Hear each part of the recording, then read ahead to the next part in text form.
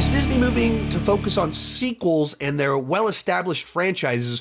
What do you think went wrong with their attempts at new franchises, and when will we see them revisit making new ones? Well, I think sometimes they have these kind of back and forths. Encanto was a big hit. That was only 2 years ago, like less than 2 years ago. Like, it's not like it's been a million years since they put out a new original story that connected with kids, that had hit songs that, you know, people listened to in their car. It was just 2 years ago. Like, my daughter has all the dresses and runs around, wears the dresses all the time. Loves Encanto. We've watched it so many times in our household. And so it hasn't been that long, but then they had a couple flops. Pixar, it seems, had a little bit rougher of a stretch, but even in there, they had a franchise movie, Lightyear, that also didn't do very well. I think when you ask what do I think went wrong, I don't think it was their attempts to do new franchises. I think you have the issue of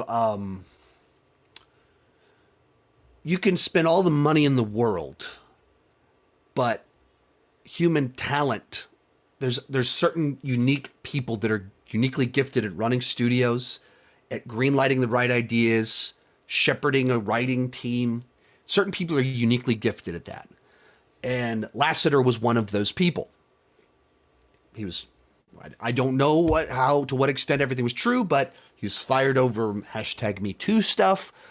So to the extent that it's assumed that things are true enough that he needed to not be there, not suggesting that you should forgive that for the sake of me getting better animated movies, but he was also very good at running Pixar, and then he was overrunning Pixar and Disney.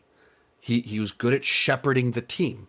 And when he was over these studios, there was a very high percentage of really quality stuff. And then he's out.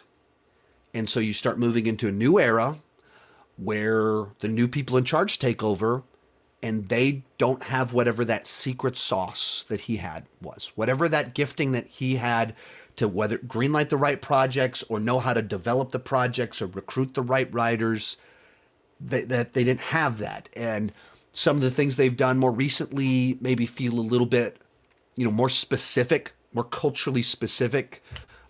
Tween girl in Canada in the early 2000s that's into boy bands in a distinctly Asian family with Asian family dynamics. That's pretty specific. Or a 40-year-old jazz singer having a midlife crisis. That's pretty specific. And you're just talking about something like The Incredibles. It's about a 40-year-old man having a midlife crisis, but it's in the context of a superhero story where there's children characters that someone from all ages can attach to a different character. And so maybe there was something a little bit more specific about what some of the more recent things that they've done. Some of it was just COVID sabotaged Pixar. They had movies people were excited about, and then they went straight to Disney Plus, and they didn't put them back in theaters for a while, and it hurt them. There's a lot of things that kind of went down in there. Raya and the Last Dragon, I thought was really good. Kind of came out in this COVID window where just people ignored it. It didn't make a splash. So I think there's a lot kind of going on at the same time.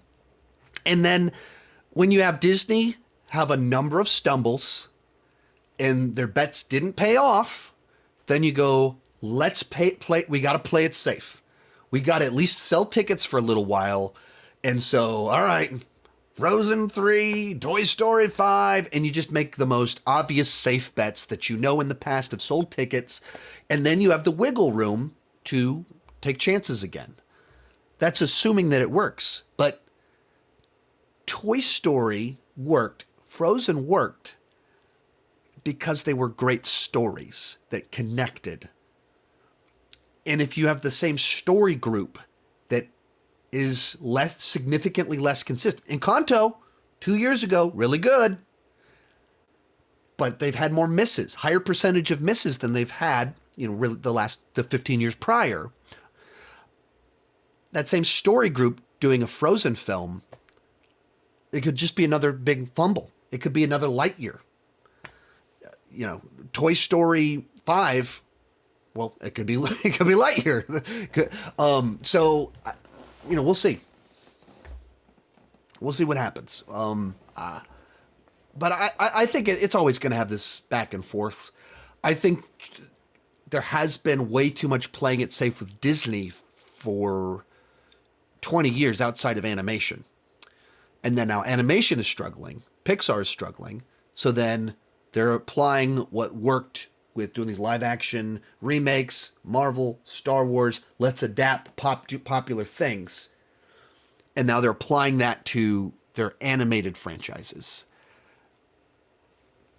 It's a desperation move. The real fix you need is you have to find the person that can shepherd the studio properly and develop good stories.